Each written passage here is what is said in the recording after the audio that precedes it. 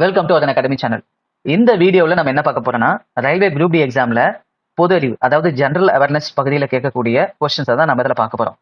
இந்த கொஸ்டின்ஸை with answer எக்ஸ்பிளனேஷனோட டீட்டெயிலாக பார்க்கறதுக்கு முன்னாடி நீங்க இந்த கொஸ்டின்ஸை ஒரு டெஸ்டா எழுதி பார்க்கணும் அப்படின்னா அதுக்கான லிங்க்ஸ் தாங்க இது. இதுல நம்ம டெஸ்ட் லிங்க் 2 கொடுத்துருப்போம், ஒரு ஷார்ட் லிங்க், ஒரு டைரக்ட் லிங்க். இந்த 2 லிங்கை எது வேணாலும் நீங்க பயன்படுத்தி டெஸ்ட் எழுதி பார்த்துக்கலாம். அதே போல ஒன்ஸ் நீங்க இந்த டெஸ்ட்டை கம்ப்ளீட் பண்ண பிறகு நீங்க அதை பிடிஎஃபா டவுன்லோட் பண்ணி பயன்படுத்திக்கணும்னு நினைக்கிறீங்க அப்படின்னா நம்ம அருண் அகாடமியோட டெலிகிராம் சேனல்ல ஷேர் பண்ணிக்கிறோம். சரியா? அந்த டெலிகிராம் சேனலுக்கான லிங்க் தான் இந்த 2வதா கொடுத்துருக்கேன் இல்லைங்களா, டெலிகிராம் லிங்க், இந்த லிங்க். சரிங்களா? இந்த 3 லிங்கையுமே நான் இந்த வீடியோவோட டிஸ்கிரிப்ஷன்லையும் கொடுத்துருக்கேன். அதே மாதிரி ஃபர்ஸ்ட் கமெண்டாவும் நான் பின் பண்ணிக்கிறேன். சரியா? நீங்க இந்த லிங்கை பயன்படுத்தி டெஸ்ட் எழுதி பார்த்துக்கலாம். அண்ட் தென் பிடிஎஃப் டவுன்லோட் பண்ணி அதையும் நீங்க உங்களோட ப்ரிப்பரேஷனுக்கு பயன்படுத்திக்கலாம். சரியா? அடுத்ததா இந்த 20 கொஸ்டின் என்னென்ன பாடங்கள்ல இருந்து கேட்பாங்க அப்படின்னா, இது ஆல்ரெடி உங்களுக்கு தெரிஞ்சது தான். இருந்தாலும் நான் இதை சொல்லிட்டு இன்னைக்கான கொஸ்டின்ஸை பார்க்கலாம். சரியா? இதுல வரலாறு, இந்திய ஆட்சியல், புவியியல், கணினி, பொருளாதாரம், இதுல இருந்து தோராயமா ஒரு 10 கொஸ்டின் கேட்பாங்க. சரியா? சில கொஸ்டின் பேப்பர்ல 12 கொஸ்டின் கூட கேட்டிருக்காங்க, சில கொஸ்டின் பேப்பர்ல 7-8 கொஸ்டின் கூட கேட்டிருக்காங்க. உங்களுக்கு ஏறக்குறைய ஒரு 10 கொஸ்டின் கேட்பாங்க. சரியா? அடுத்த வந்து பாத்தீங்கன்னா நடப்பு நிகழ்வு, நிலையான பொது அறிவு, விளையாட்டு மற்றும் விருதுகள், புகழ்பெற்ற நபர்கள், நூல்கள் மற்றும் எழுத்தாளர்கள், அரசு திட்டங்கள், முக்கிய தினங்கள், விழாக்கள், கலை, கலாச்சாரம், இசை மற்றும் நடனம், அறிவியல் மற்றும் தொழில்நுட்பம். இதுல இருந்து உங்களுக்கு ஆவரேஜா ஒரு 10 கொஸ்டின்ஸ் கேட்பாங்க. சரியா? இதை நீங்க இங்கிலீஷ்ல தெரிஞ்சுக்கணும் அப்படின்னா இதாவே ஒரு ஸ்கிரீன்ஷாட் எடுத்து வச்சுக்கோங்க. சரியா? ரைட்டுங்க. கொஸ்டின்ஸ் எப்படி இருக்கும் அப்படின்னா இப்படிதான் இருக்கும். தமிழ்லயும் இருக்கும், இங்கிலீஷ்லயும் இருக்கும். சரிங்களா? நீங்க தமிழ்ல ப்ரிப்பரேஷன் பண்ணா தமிழ்ல பாத்துக்கலாம். இல்ல ஏதாச்சும் இங்கிலீஷ்ல படிக்கிறது கொஞ்சம் டிஃபிகல்ட்டா இருக்கிற மாதிரி ஃபீல் ஆகுதுன்னா நீங்க தமிழ்ல பாத்துக்கலாம். சரியா? அதே மாதிரி தமிழ்ல புரிஞ்சுக்கிறது சில டேர்ம்ஸ் வந்துட்டு கொஞ்சம் டிஃபிகல்ட்டா இருக்குன்னா நீங்க இங்கிலீஷ்ல ரெஃபர் பண்ணிக்கலாம். சரியா? ஓகேங்க. இதுல முக்கியமா நம்ம அருண் அகாடமி டெக்னிக்கல் டீமோட எஃபர்ட்டை பத்தி சொல்லி ஆகணுங்க. உங்களுக்கு ஒரு புதுசான லேர்னிங் எக்ஸ்பீரியன்ஸை கொடுக்கறதுக்காகவும், இதுல பாக்குற விஷயம் ஈஸியா புரியறதுக்காகவும், அதை தாண்டி உங்க மனசுல நல்லா பதியறதுக்காகவும் நம்ம அருண் அகாடமி டீம் ஒரு பெஸ்டான விஷயத்த பண்ணிருக்காங்க. இந்த வீடியோ பார்க்கும்போது நீங்களே கண்டிப்பா அதை எக்ஸ்பீரியன்ஸ் பண்ணுவீங்க. சரிங்களா? அதே போல நான் எப்பயும் சொல்றதுதான், நீங்க இப்பதான் ஃபர்ஸ்ட் டைமா நம்ம அருண் அகாடமி சேனலை பாக்குறீங்கனாலும் சரி, அல்லது ஆல்ரெடி பார்த்துட்டு இருக்கீங்க ஆனா வந்துட்டு சப்ஸ்கிரைப் பண்ணல அப்படின்னாலும் சரி, உடனே சப்ஸ்கிரைப் பண்ணுங்க. அப்பதான் நாங்க இது போல அப்லோட் பண்ற ஒவ்வொரு வீடியோவும் உங்களுக்கு நோட்டிபிகேஷனா வரும், நீங்களும் தவறாம பார்க்க முடியும். ஓகேங்களா? ஓகே, நம்ம கொஸ்டின்ஸை பார்க்க ஸ்டார்ட் பண்ணலாங்க. ரயில்வே குரூப் டி தேர்வுக்கான பொது அறிவு மற்றும் நடப்பு நிகழ்வுகள், அதாவது ஜிகே செட் 2 பகுதிக்கு உங்களை வரவேற்கிறோம். வணக்கம். அருண் அகாடமியின் நிபுணர் குழு உறுப்பினர்களால் தயாரிக்கப்பட்ட 1 முதல் 20 வரையிலான 20 கேள்விகளை இந்த பகுதியில நாம ரொம்ப விரிவாக பார்க்க போறோம். ஆமா, வரவிருக்கும் ஆர்ஆர்பி அதாவது ரயில்வே குரூப் டி தேர்வுக்கு இது ரொம்பவே முக்கியமானது. அதனால எல்லா கேள்விகளையும் விளக்கங்களையும் கவனமாக கேளுங்க. சரி, இப்ப நாம தொடங்கலாம். ஆரம்பிக்கலாம். கேள்வி எண் 1. Who laid the foundation stone for the Patna Metro Rail Service project? Patna metro rail சேவை திட்டத்திற்கான அடிக்கல்லை நாட்டியவர் யார்? இதுக்கான சரியான விடை option C, prime minister Narendra Modi, அதாவது பிரதமர் நரேந்திர மோடி. சரி, இதற்கான விளக்கம் என்ன? அதாவது பாட்னா மெட்ரோவோட முதல் கட்டத்துல ஒரு 5 நிலையங்கள் அக்டோபர் 6, 2025 செயற்பட தொடங்குச்சு.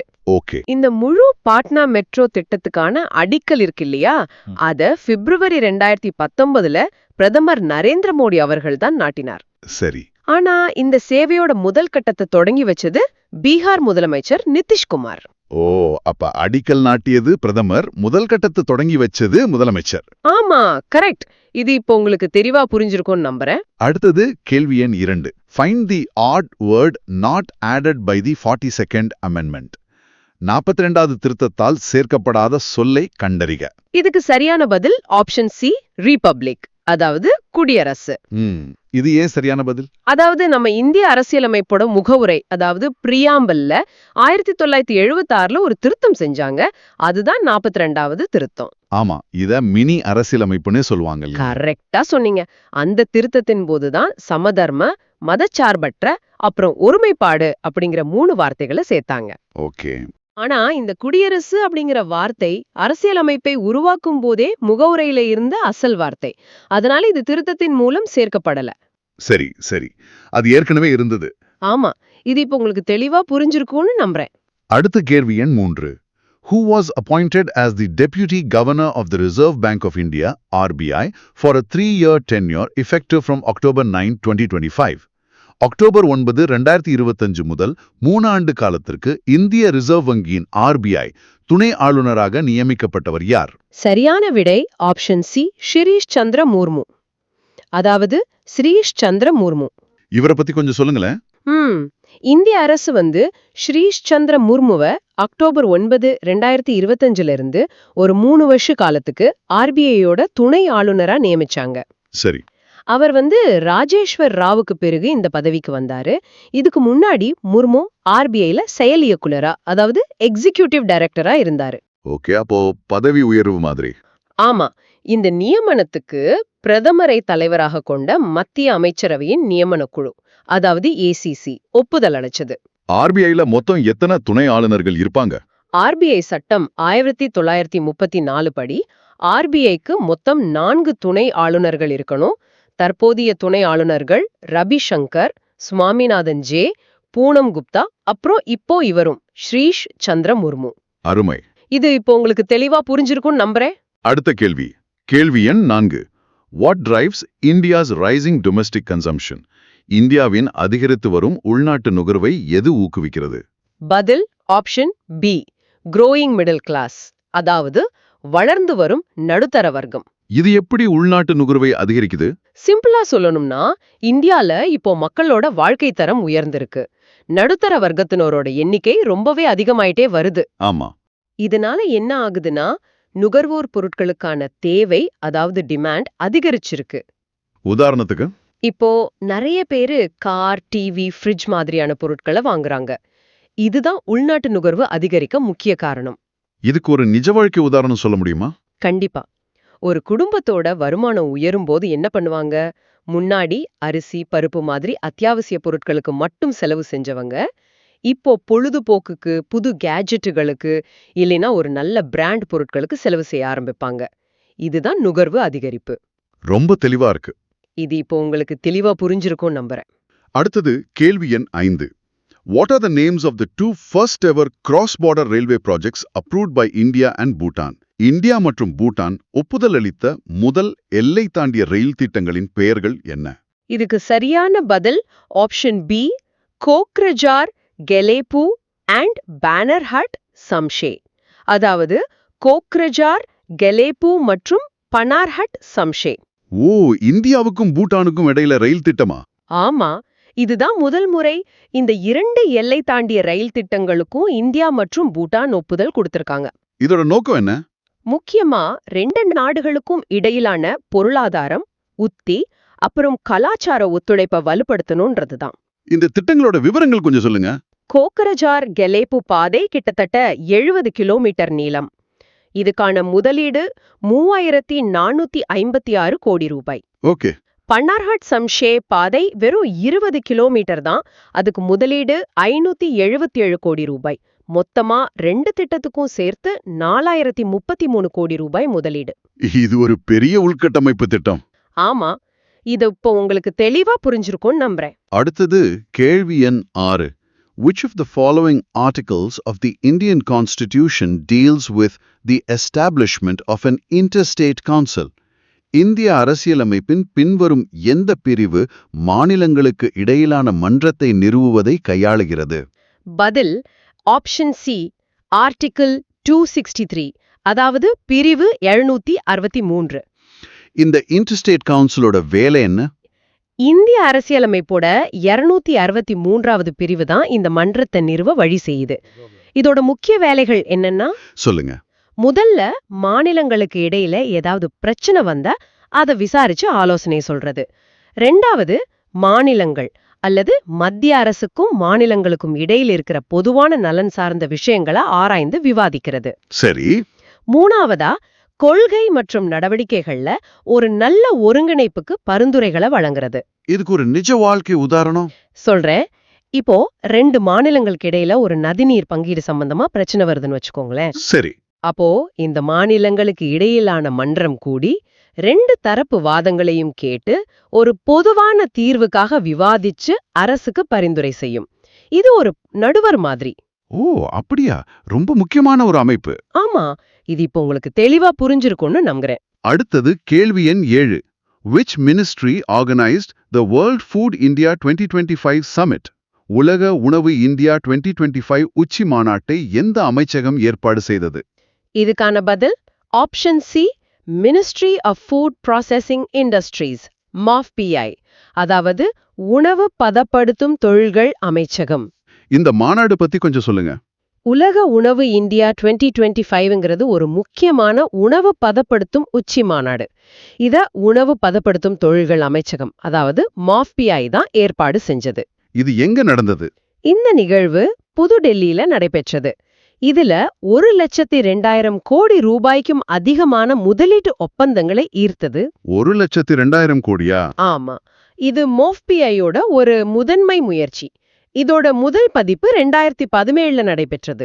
அருமை. இது இப்போ உங்களுக்கு தெளிவா புரிஞ்சிருக்கும்னு நம்புறேன். சரி, அடுத்தது கேள்வி எண் 8.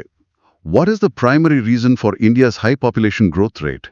இந்தியாவின் அதிக மக்கள் தொகை வளர்ச்சிக்கான முதன்மை காரணம் என்ன? பதில் option A, high birth rate and low death rate. அதாவது அதிக பிறப்பு விகிதம் மற்றும் குறைந்த இறப்பு விகிதம். இது ரொம்ப நேரடியான பதிலா இருக்கே. ஆமா, இந்தியாவின் அதிக மக்கள் தொகை வளர்ச்சிக்கு முக்கிய காரணம் தொடர்ந்து பிறப்பு விகிதம் அதிகமா இருக்கிறது தான். அதே சமயத்துல சுகாதாரம் மற்றும் துப்புரவு துறைகள்ல ஏற்பட்ட முன்னேற்றங்களால இறப்பு விகிதம் ரொம்பவே குறைஞ்சிடுச்சு. ஓ, பிறப்பு அதிகமாகி இறப்பு குறையும் போது மக்கள் தொகை இயல்பாவே கூடும். கரெக்ட். இது ஒரு உதாரணம் சொல்லணும்னா, ஒரு குடும்பத்துல 4 குழந்தைங்க பிறக்கறாங்கன்னு வச்சுப்போம். ஆனா மருத்துவ வசதிகள் நல்லா இருக்கிறதால அந்த குடும்பத்துல யாரும் இளம் வயதுல இறக்கறது இல்ல. இது போல நாடு முழுவதும் நடக்கும்போது மக்கள் தொகை இயல்பாக அதிகரிக்கும். தெளிவா புரிஞ்சது. இது இப்போ உங்களுக்கு தெளிவா புரிஞ்சிருக்கும்னு நம்புறேன். அடுத்தது கேள்வி எண் 9.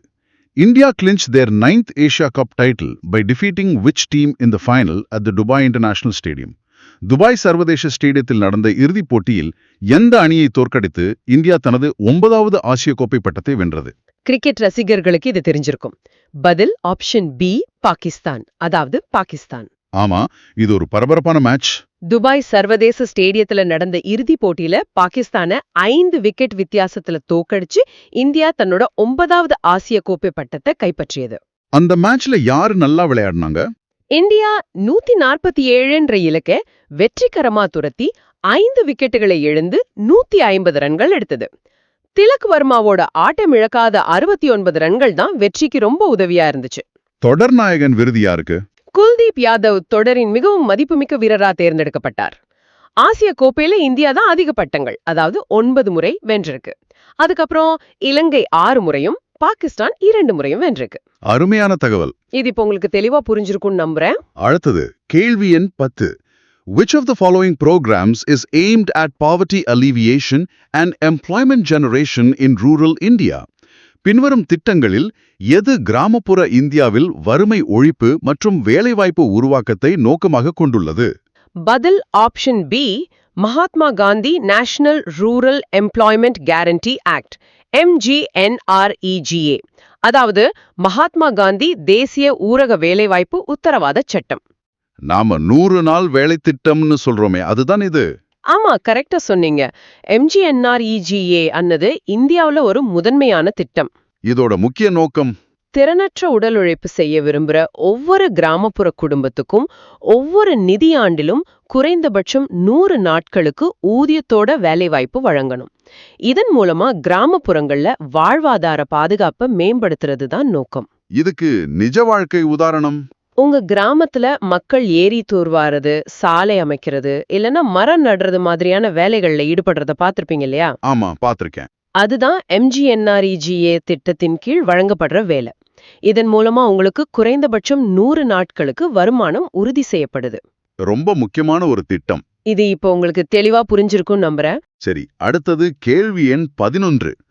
In which category did India's Sheetal Devi win her maiden gold medal at the 2025 World Para Archery Championships?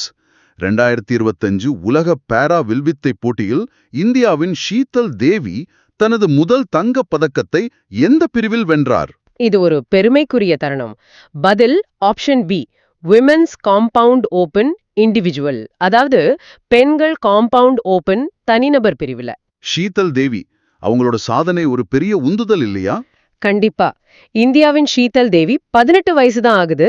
தென் கொரியாவோட குவாங்ஜூவில் நடந்த 2025 உலக பாரா வில்வித்தை போட்டியில பெண்கள் காம்பவுண்ட் ஓபன் தனிநபர் பிரிவுல தன்னோட முதல் தங்கப் பதக்கத்தை கைப்பற்றினாங்க. இறுதி போட்டியில யார ஜெயிச்சாங்க? இறுதிப் போட்டியில துருக்கியின் ஓஸ்னூர் கியூர் கிரிடிய 146-143 அன்ன புள்ளி கணக்குல தோற்கடிச்சாங்க. அவங்களோட கடின உழைப்பு பத்தி சொல்லுங்க. ஷீதல் தேவிக்கு போகோமேலியா அப்படிங்கிற பிறவி குறைபாடு இருக்கு. அதாவது 2 கைகளும் இல்லாத நிலை. அவங்க தன்னோட கால்கள் மற்றும் கண்ணத்தை பயன்படுத்தி வில் ஏத்துறாங்க. நினைச்சு பார்க்கவே முடியல. ஆமா, அவங்க பெண்கள் காம்பவுண்ட் ஓபன் அணி பிரிவுல வெள்ளியும் காம்பவுண்ட் கலப்பணி ஓபன் பிரிவுல வெண்கலமும் கூட வென்றிருக்காங்க. மிகப்பெரிய சாதனையாளர். இது இப்போ உங்களுக்கு தெளிவா புரிஞ்சிருக்கும்னு நம்புறேன். கேள்வி எண் 12. The Right to Education Act in India guarantees free and compulsory education to children of which age group? இந்தியாவில் கல்வி உரிமைச் சட்டம் எந்த வயது குழுவினருக்கு இலவச மற்றும் கட்டாய கல்வியை உத்தரவாதம் அளிக்கிறது?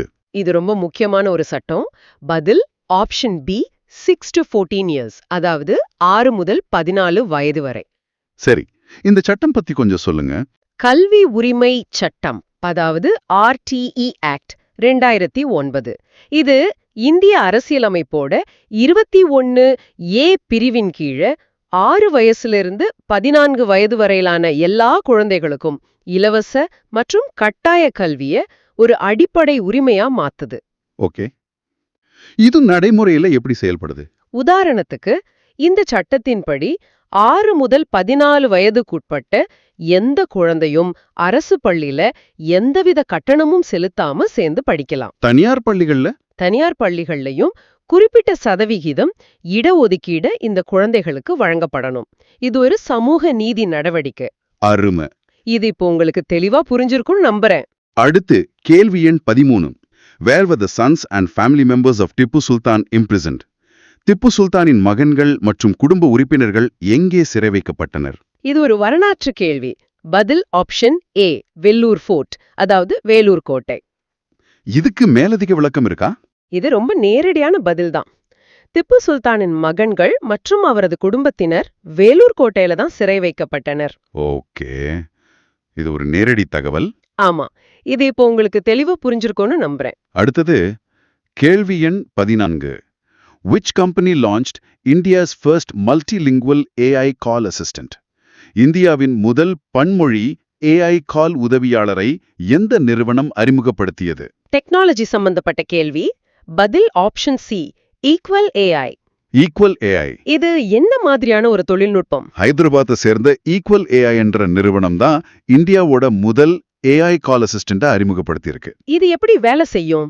இது நம்ம போன்ல இருக்கிற காலர் ஐடி ஸ்பாம் கண்டறிதலை விட ஒரு படி மேல. தெரியாத அழைப்புகளுக்கு நம்ம சார்பா இதுவே பதில் அளிக்கும் திறன் கொண்டது. என்னென்ன மொழிகள்ல? இப்போதைக்கு ஆங்கிலம், ஹிந்தி, அப்புறம் இங்கிலீஷ், அதாவது பாதி இந்தி பாதி ஆங்கிலம் கலந்த மொழியில பதில் அளிக்கும். இதுக்கு ஒரு நிஜ வாழ்க்கை உதாரணம் சொல்றேன். உங்களுக்கு தெரியாத எண்ணிலிருந்து ஒரு கால் வருது. நீங்களே பேசுறதுக்கு பதிலா இந்த AI உதவியாளர் உங்களுக்காக பேசி யார் அழைக்கிறாங்க, என்ன விஷயம்னு கேட்டு அந்த தகவலை உங்களுக்கு தெரிவிக்கும். கேட்கவே சுவாரஸ்யமா இருக்கு. ஆமா, இது இப்போ உங்களுக்கு தெளிவா புரிஞ்சிருக்கும்னு நம்புறேன். அடுத்து கேள்வி எண் 15. Who among the following served as the president of the Indian National Congress in 1923? பின்வருபவர்களில் 1923 இந்திய தேசிய காங்கிரசின் தலைவராக பணியாற்றியவர் யார்? இதுவும் ஒரு வரலாற்று கேள்வி. பதில் ஆப்ஷன் சி, மௌலானா அபுல் கலாம் ஆசாத். மௌலானா அபுல் கலாம் ஆசாத். இவரோட தலைமைத்துவத்தோட முக்கியத்துவம் என்ன? மௌலானா அபுல் கலாம் ஆசாத் 1923 டெல்லியில நடந்த ஒரு சிறப்பு அமர்வுல இந்திய தேசிய காங்கிரஸோட மிக இளம் வயது தலைவரா ஆனார். ஓ, இளம் வயது தலைவர். ஆமா, அந்த காலகட்டம், அதாவது 1923 தீவிர தேசியவாத நடவடிக்கைகள் நிறைந்த ஒரு காலம். அந்த சமயத்துல அவரோட தலைமைத்துவம் ரொம்ப முக்கியத்துவம் வாய்ந்ததா இருந்துச்சு. சரி, இது இப்போ உங்களுக்கு தெளிவா புரிஞ்சிருக்கும்னு நம்புறேன். அடுத்தது கேள்வி எண் 16. அக்டோபர் 2 இந்தியாவில் காந்தி ஜெயந்தியாகவும் ஐக்கிய நாடுகள் பொதுச்சபையால் UNGA அறிவிக்கப்பட்ட உலகளாவிய எந்த தினமாகவும் அனுசரிக்கப்படுகிறது? இது எல்லாருக்கும் தெரிஞ்சிருக்க வேண்டிய ஒரு விஷயம். பதில் option C, international day of non violence, சர்வதேச அஹிம்சை தினம். இதை எப்போ அறிவிச்சாங்க? அக்டோபர் 2 நம்ம நாட்டுல காந்தி ஜெயந்தி. உலக அளவுல இது சர்வதேச அஹிம்சை தினமா அனுசரிக்கப்படுது. இது ஜூன் 2007 ஐக்கிய நாடுகள் பொதுச்சபை, அதாவது UNGA அறிவிச்சது. ஓ, 2007 இருந்தா? ஆமா, இது இப்போ உங்களுக்கு தெளிவா புரிஞ்சிருக்கும்னு நம்புறேன். சரி, அடுத்தது கேள்வி எண் 17. Which of the following order of planets is correct as per the increasing order of distance from the Earth? பூமியிலிருந்து தூரம் அதிகரிக்கும் வரிசையின்படி கிரகங்களின் பின்வரும் வரிசைகளில் எது சரியானது?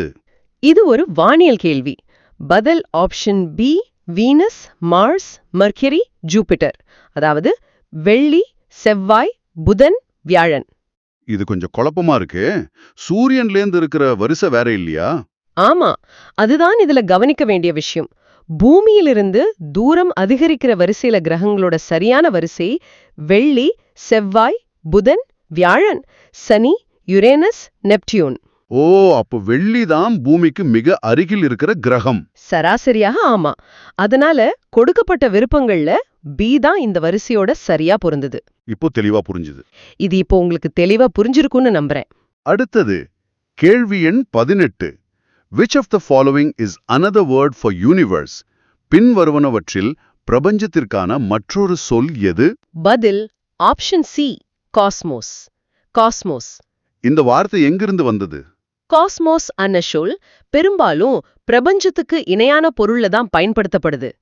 இது ஒழுங்கு அல்லது இணைக்கம்னு பொருள்படுற காஸ்மோஸ் அன்னோ கிரேக்க வார்த்தையிலிருந்து வந்தது. ஓ, ஒழுங்குன்னு அர்த்தமா? ஆமா, பிரபஞ்சம் ஒரு ஒழுங்கான அமைப்பு அன்னோ அர்த்தத்துல. இது இப்போ உங்களுக்கு தெளிவா புரிஞ்சிருக்கும்னு நம்புறேன். அடுத்தது கேள்வி எண் 19. World Teachers Day is celebrated on which date? உலக ஆசிரியர் தினம் எந்த தேதியில் கொண்டாடப்படுகிறது? பதில் option C, 5th October. October 5. ஆனா நம்ம நாட்டுல செப்டம்பர் 5 தானே கொண்டாடுறோம். ஆசிரியர்களை கௌரவிப்பதற்காகவும் இளைஞர்களை உருவாக்குறதுல அவங்க எடுக்கிற முயற்சிகளை பாராட்டுறதுக்காகவும். சரி, அந்த தேதி வேறுபாடுக்கு என்ன காரணம்? இந்தியால நாம ஆசிரியர் தினம் செப்டம்பர் 5ஆம் தேதி டாக்டர் ராதாகிருஷ்ணன் பிறந்த நாளா கொண்டாடுறோம். ஆனா உலக அளவுல பல நாடுகள் யுனெஸ்கோவோட பரிந்துரையின்படி அக்டோபர் 5ஆம் தேதி கொண்டாடுறாங்க. ஓ, இதுதான் விஷயமா? ஆமா, இது இப்ப உங்களுக்கு தெளிவா புரிஞ்சிருக்கும் நம்புறேன். சரி, நம்ம இறுதி கேள்வி. கேள்வி எண் 20. Which digital portal connects over 310 million unorganized sector workers with social welfare schemes in multiple languages? பல மொழிகளில் 310 மில்லியனுக்கும் அதிகமான அமைப்பு சாரா துறை தொழிலாளர்களை சமூக நலத்திட்டங்களுடன் இணைக்கும் டிஜிட்டல் போர்ட்டல் எது? இது ரொம்ப முக்கியமான ஒரு டிஜிட்டல் முயற்சி. பதில் ஆப்ஷன் சி, இ-ஷ்ராம் போர்ட்டல். இ-ஷ்ராம் போர்ட்டல். இந்த போர்ட்டலை பத்தி கொஞ்சம் விளக்கமா சொல்லுங்க. சமூக பாதுகாப்பு விரிவாக்கம் அப்படின்னுது இந்தியாவோட வலுவான டிஜிட்டல் அமைப்புகளால தான் சாத்தியமாகுது. அதுல ஒண்ணுதான் இந்த இ-ஷ்ரம் போர்ட்டல். இது ஒரு டேட்டாபேஸ் மாதிரியா? ஆமா, இது ஒரு தேசிய தரவுத்தளம். இது 310 மில்லியனுக்கும் அதிகமான அமைப்பு சாரா துறை தொழிலாளர்களை பல மொழிகள்ல சமூக நலத்திட்டங்களோட இணைக்குது. இதுக்கு ஒரு நிஜ வாழ்க்கை உதாரணம்? உதாரணத்துக்கு கட்டுமான தொழிலாளர்கள், வீட்டு வேலை செய்யறவங்க, தெருவோர வியாபாரிகள் மாதிரி அமைப்பு சாரா தொழிலாளர்கள் இருக்காங்க இல்லையா? ஆமா. அவங்க இந்த போர்ட்டல்ல பதிவு செய்யறதன் மூலமா அரசோட காப்பீடு, ஓய்வூதியம் மாதிரியான நலத்திட்டங்களை பெற முடியும். அருமை. தொழில்நுட்பம் அடித்தட்டு மக்களுக்கும் பயன்படுது. ஆமா, இது இப்போ உங்களுக்கு தெளிவா புரிஞ்சிருக்கும்னு நம்புறேன். ஓகேங்க, இந்த வீடியோட ஃபைனலுக்கு வந்தாச்சு. இது எப்படிங்க இருந்துச்சு இந்த வீடியோ? கண்டிப்பா இது உங்களுக்கு புதுசா இருக்கும்னு நினைக்கிறேன் இல்லையா? ஒரு புது எக்ஸ்பீரியன்ஸா இருக்கும்னு நினைக்கிறேன். அண்ட் தென் இந்த வீடியோவில் சொல்லி கொடுத்த விஷயம் வந்துட்டு உங்களுக்கு ரொம்ப இன்ஃபர்மேட்டிவா இருந்திருக்கும். அந்த நல்லா புரிஞ்சிருக்கும்னு நம்புறேன் இல்லையா? ஏன்னா அதான் ரொம்ப முக்கியம். ஏன்னா திரும்ப இந்த கான்செப்ட்ல இருந்து உங்களுக்கு எக்ஸாம்ல கொஸ்டின் கேட்குறாங்கன்னா கரெக்டான ஆன்சர் பண்ணணும். அது பண்ணணும் அப்படின்னா நம்ம அந்த விஷயத்தை புரிஞ்சு கத்துருக்கணும். அப்பதான் வந்துட்டு எப்ப அந்த கான்செப்ட்ல இருந்து கொஸ்டின் கேட்டாலும் நம்மளால ஈஸியா வந்துட்டு அதுக்கான கரெக்டான ஆன்சரை பண்ண முடியும். அது ரொம்ப முக்கியம். சரியா? கண்டிப்பா இந்த வீடியோ உங்களுக்கு அது மாதிரி ஒரு எக்ஸ்பீரியன்ஸை கொடுத்துருக்கும் அப்படின்னு நான் நம்புறேன். சரியா? கண்டிப்பா இது உங்களுக்கு ரொம்ப சாட்டிஸ்ஃபைடா இருந்துச்சு அப்படின்னா இந்த வீடியோக்கு லைக் பண்ணுங்க. அதே போல நம்ம அருண் அகாடமியோட டெக்னிக்கல் டீமோட எஃபர்ட் உங்களுக்கு ரொம்ப பிடிச்சிருந்துச்சு, அவங்களை நீங்க அப்ரிஷியேட் பண்ணணும்னு நினைச்சாலும் இந்த வீடியோக்கு லைக் பண்ணுங்க. சரிங்களா? அதே மாதிரி உங்க ஃப்ரெண்ட்ஸ் இது போல குரூப் டி எக்ஸாமுக்கு ப்ரிப்பரேஷன் பண்ணிட்டு இருக்காங்கன்னா அவங்களுக்கும் இந்த வீடியோவை ஷேர் பண்ணுங்க. டெஃபினட்டா அவங்களுக்கும் ரொம்ப யூஸ்ஃபுல்லா இருக்கும். அதே மாதிரி நீங்க இப்பதான் ஃபர்ஸ்ட் டைமா நம்ம அருண் அகாடமி சேனல்ல பாக்குறீங்கனாலும் சரி, அல்லது பார்த்துட்டு இருக்கீங்க இன்னும் சப்ஸ்கிரைப் பண்ணல அப்படின்னாலும் சரி, மறக்காம சப்ஸ்கிரைப் பண்ணுங்க. அப்பதான் நாங்க இது போல அப்லோட் பண்ற ஒவ்வொரு வீடியோ உங்களுக்கு நோட்டிபிகேஷனா வரும். நீங்களும் தவறுமா பார்த்து உங்களை நீங்க அப்டேட் பண்ணிக்க முடியும். ஓகேங்களா? தேங்க்யூ ஃபார் வாட்சிங் அருண் அகாடமி சேனல்.